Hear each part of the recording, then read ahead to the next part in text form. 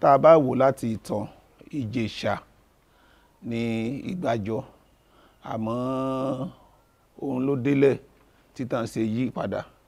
Ìjẹ̀ṣà ni wá, Ọ̀wá náà jẹ ní Ìgbàjọ, Ọ̀wá ni wọ́n jẹ ní Iléṣà.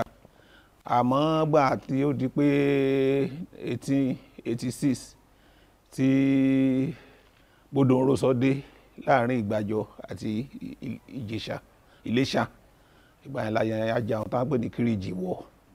So àti gbẹ láti pera rẹ̀ ní Ìbàdàn Ìjẹ̀ṣà, torí gbà tá a mi jagun èèyàn ológun láti Ìbàdàn ló yá rán àlọ́ nígbàjọ ká fi borí ogun ní Kírìjì wọ̀. So Ìjẹ̀ṣà ní èdè rẹ̀, àmọ́ àti faramọ́ Ìbàdàn láti ìgbẹ́. Ìtàn Ìgbàjọ gẹ́gẹ́ bí àṣegbọ́njúbà ọmọ Oòduà ni a ní ìlú Ìgbàjọ, Ilé Ifẹ̀ láti kúrò nígbà tí ìyàn bàbá rẹ̀ kó dàlú sílẹ̀ dé kan dúró nígbàjọ. Ọ̀pọ̀lọpọ̀ àwọn èèyàn wá ń wá láti ọ̀pọ̀lọpọ̀ ìlú.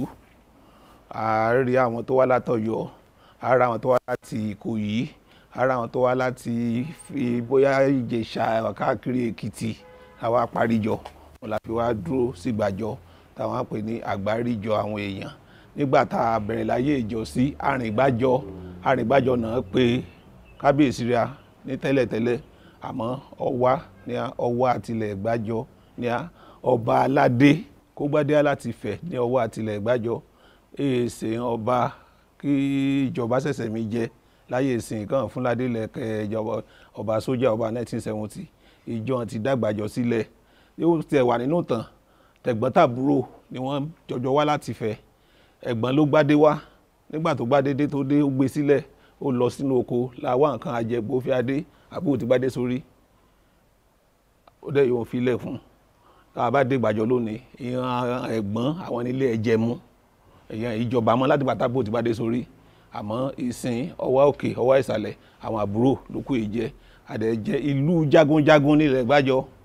Ẹ bá ń gbọ́ Ọ̀rẹ́ Àjàlé, Ọ̀rẹ́ Ìsìlẹ̀, àwọn tó jagun tó jẹ́ wípé gẹ́gẹ́ bá a ṣe bá nínú ìtàn, èsè yìí gbọ́n tẹ̀ jagun tán bóyá lọ sójú ogun kú síbẹ̀ wọlẹ̀. Ká bá dé oríta àjà òkè nígbàjọ lónìí, Ọ̀rápàtà ibi táyé jagunjagun Àjàlé wọlẹ̀ sí, àwọn tá à ń pè ní chain ó wà ń bẹ̀, kò jẹ́ pé òun ló fi wọlẹ̀.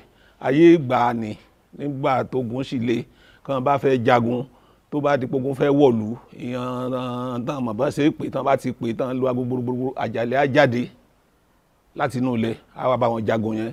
Bóyá di pé wọ́n fẹ́ sọ di bí eré táwọn kan lọ lù tó jáde torí pé ìyàn ọmọ gan lòun á fi pa ló bá lè òde jáde sí ọmọ.